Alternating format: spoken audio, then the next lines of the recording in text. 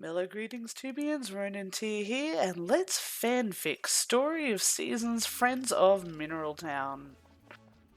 Autumn 27, Year 1, Tuesday. Sunny. I'm sorry, Journal. I've been in a bit of a drag the last couple of days, and I'm trying to see up. I'm trying to get out there and smell the chickens. Because I'm not growing any flowers right now, so I don't have any of those to smell. We're getting really close to the end of the season, and the weather has started to turn quite bitter. The sun may be shining, but you really don't feel it. It started off as a fairly comfy day. I got up, I tended the chooks. Now that it's just waffle and chookin', I decided to put on a new egg to hatch. So we'll have another new member of the family in a few days, and this will be one of the last. I don't think I'll be heart cycling my chooks anymore. It's heart wrenching, and from what I can tell, the experiment has gone about as far as it needs to. So I shouldn't need to go through that anymore. I still do very much need to do this with Mugu and Barber and any future animals that I purchase, but for now, at least, the chooks are done, and that feels good. I know I shouldn't get emotionally attached, but they're my chickens, and honestly, I talk to them more regularly than I talk to anybody else in the world, so, except maybe Ryan. I really need to talk to people more, huh? Anyway, I tended the crops. We had some green peppers up. I took care of the chooks, like I said. I took care of Babs and Mugu and Ryan, and basically it was just shaping up to be another day of pottering around the farm and maybe doing some butterflying. After the regular morning chores, I did decide to stop in and see Mr. Gotts. I wanted to check the details for upgrading the coop and the barn again to see what I was working towards, because I forgot to write it down because I'm an idiot, basically, is what it comes to, really. But when I got there, Mr. Gotts wasn't there. Brandon was. He was asking for my help with I think it was a sculpture he'd been commissioned. Yeah, a sculpture that he'd been commissioned to make, and well, he was asking me all this stuff about what did I think was representative of themes like freedom and sin and being avant-garde. And honestly, the first thing that came to my mind was the French lady cat from the Aristocats. She starts running around with Tom O'Malley and the rest of the alley cats, and she starts sort of feeling that freedom. So I said to him, something feline would represent that. It maybe a cat escaping into the wild and experiencing the world for the first time, and they're cats. They're always, I want a cat. I think Van said he sold pets once a season, didn't he? Huh. Maybe I can get a cat. Anyway, Brandon started babbling about how he doesn't normally talk to people, and he was really glad that he'd spoken to me because our conversation had purpose, and it inspired him, and it gave him drive, and in that moment, he almost looked happy. I don't really think I've seen him look that way, and I had to pause for a minute. I went out and I started doing my foraging, and while I was looking for grasses to pluck and sticks and logs I could chop up, and all the usual stuff that I do. I couldn't help but think about that. And he avoids people like the plague, and I know exactly how that feels, because people are the plague, really.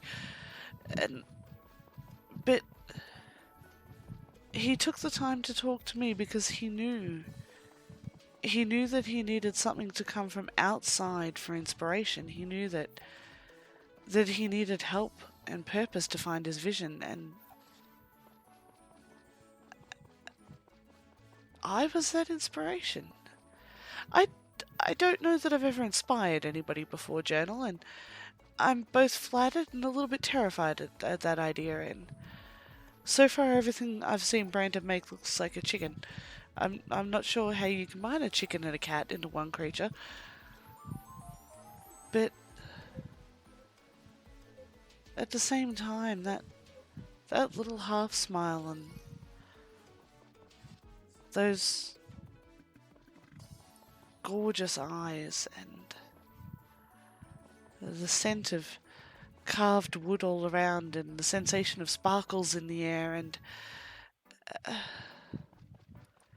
I think I done good. I hope I done good. I want to have done good. It might help pick me up a bit. After that, it was just my usual round of socialing. I went and saw everybody. I said hi. I threw gifts at people's heads. They all seemed pleased by it. I'm not sure what being pelted in the head with a jar of honey feels like, or even where these jars are coming from. I walk up to the tree, I harvest the hive, and there's a jar of honey in my backpack. There are strange magics in this town, and maybe I should take that on as a challenge for winter. Investigating how the magic truly works. Ooh, that could be fun. After that, it was come home and I started harvesting that grass because, like I said, the season's almost over and I want to make sure that I've got fodder in the bin. And that was basically the rest of my day. I stopped and had some popcorn for dinner. Healthy, Brenner, I know. I'm such a grown-up now. But, hey, it was tasty. And it was food. And I had it in my backpack. I learned how to make Stamina Booster XL. I've never had Stamina Booster. I'm guessing it's like coffee on, well, extra coffee. And Journal, you'll never guess. Tomorrow, Wednesday, tomorrow, it's gonna rain. This is possibly the happiest I've felt in days. I'm going to bed now, Journal. Good night. Day 136. A local layman left me a considerable commission to commence a statue of his request. The fellow's 3 themes might thrust me from my malaise, so I acquiesced with alacrity. I cannot comprehend the cause, but the fellow seeks for freedom, sin, and an avant-garde air to be manifested within the belly of this beast. The ideas seem almost deliberately chosen to evade integration, but is that not the reason to recruit the real McCoy of local artists to realize such requests? If nothing else, it will allow my attention to avoid my own ongoing ordeal, so I am more than happy to take the time to tackle this task. At least, that is what I had believed at first. Through the following days, the themes laughed at me, taunting my talent with mere tastes of ideas that run and hide like sprites of the harvest following the invention of the combine harvester. Be it due to the strain of striving to meet my standards on my personal projects, or purely a failure to find the spark of genius within me that will bring these together, the ideal image was invisible to my intellect. Loath though I am to admit it, the time came to bite the bullet and admit that I should ask advice. As I admitted the answer, though, the question quickly quelled my enthusiasm.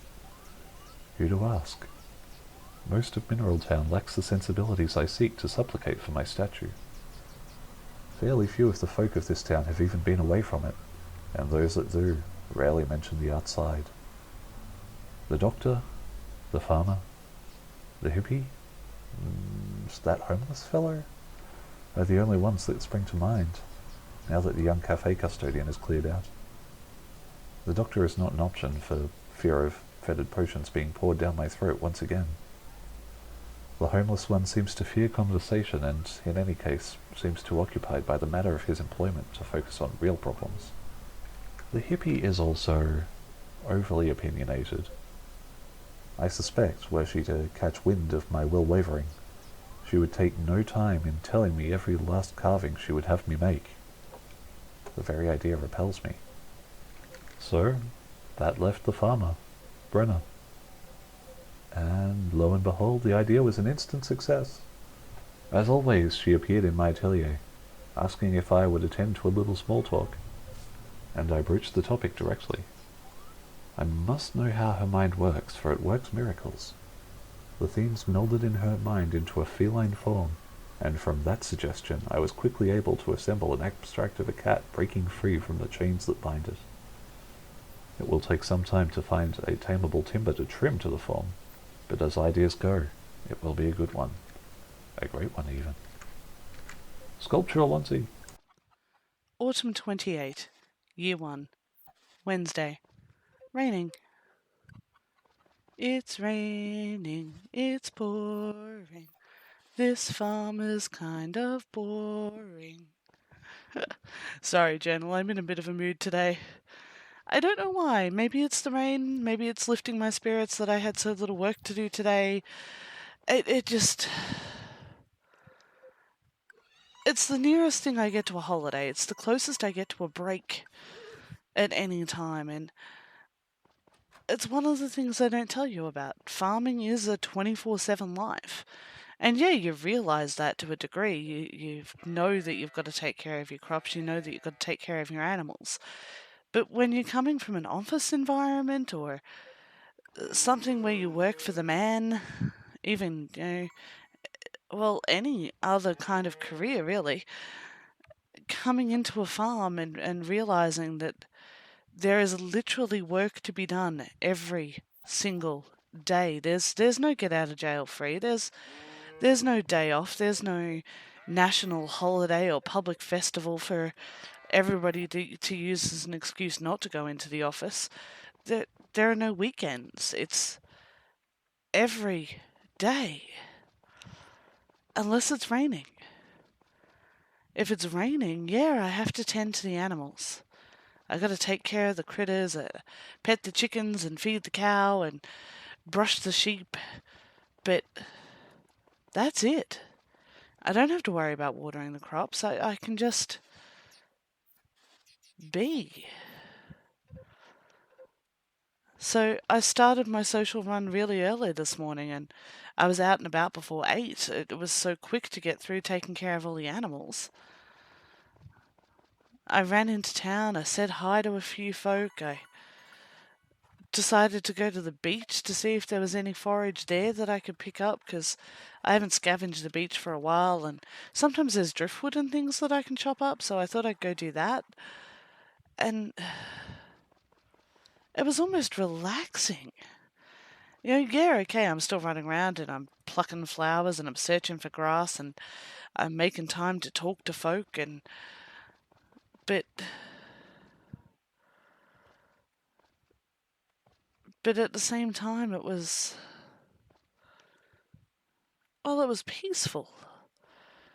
I managed to catch Doctor before Elly got in and I managed to see Gray before he got to the smithy and I've also kind of realised that the Doctor really likes milk. And then I went by and I stopped in to see Elly and her grandma at home. And I ran into a bit of a moment they were having. Young Stu was not well, so Elly and I took him to the doctor and had Doc check him out. And he's got a bit of a cold, but he's a kid. He'll be fine. He'll bounce back. Lots of rest, some fluids. Like, it can actually get you to rest at all. Maybe Elly should chain him to the bed or something. It was actually kind of disconcerting to see how worried she was. And you think that she'd know what a cold looked like, and she's She's the nurse at the only clinic in town. Surely she's seen people with head colds before, right?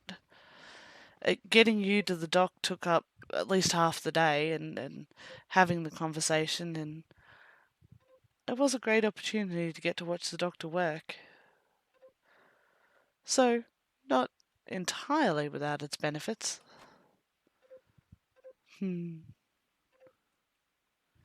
Sorry about that, Journal. After that, it was forage the mountain, it was make the offering, it was remember at the last second that I completely forgot to do my harvesting. That's how chill I was. I knew that I had beans ready to harvest, and who decided to call these things adzuki? That is a really weird word. I knew I had beans to harvest, so I managed to do that at the last possible second, because, oops. It was just, I needed this, Journal. I needed a day of peace like this. And yeah, running around and doing work in the rain is a bit more tiring. It runs you down a bit faster than working in the sun does. I'm not sure why. And personally, I find running around in the rain to be far more energizing, but no, I always end up more sore and more tired at the end of it. But today's a good kind of sore. It was a happy day, and I helped a friend take care of her little brother and alleviate the worry of her grandmother. I got to watch the doc work. I got to get all of my stuff done and just chill and take my time with it. And okay, taking my time with it may have been a mistake given how late it is right now and the fact that, I only finished up harvesting like 20 minutes ago, and oops. Which also means I missed an opportunity to ship stuff out with Zach, but that's alright, he can pick it up tomorrow and it'll be fine. It was a good day, Journal. This is exactly what I've been waiting for. It's exactly what I needed. Sadly for me, tomorrow, once again, it's going to be sunny. Can't have 2 days of good luck in a row, can I? But very well worth it. I do hope that little you is going to be okay. He seemed far less worried about the cold than Elly did. I worry about her level of worry. I should talk to her. Yeah, next time it rains and I get a chance. Is this what winter will be like? I really hope so. Anyway, it's almost midnight. I should really get to bed. Good night, Journal. You has a fever. Why didn't he tell me he wasn't feeling well? And I noticed he's been a little bit pale and he's had the snuffles for the last couple of days, but why wouldn't he tell me? And why didn't he want to go see the doctor? Is this a boy thing that I'm not aware of? Am I just not keeping track? Is it because he's so young he's not aware of how serious this could be? And if Brenna hadn't come along to help me, I never would have gotten him to the doctor. The doctor did confirm it's just a cold, so at least we know it's not anything incredibly serious. We just have to get him to rest for a few days and drink lots of fluids and it'll all be fine. But if this has been something more serious and he'd exposed Grandma, and she's in such a delicate way. If she got sick, I can't even bear to think of it. Thank the goddess for Brenna and Doctor getting you to see reason that I know it seems crazy to be this worried over a cold, and I'm a nurse. I know how to treat a cold. I'm studying medicine. I know what to do, but it's just the risk to Grandma is too great, and if she gets sick, if I just don't know what I'd do. How do I take care of you all by myself?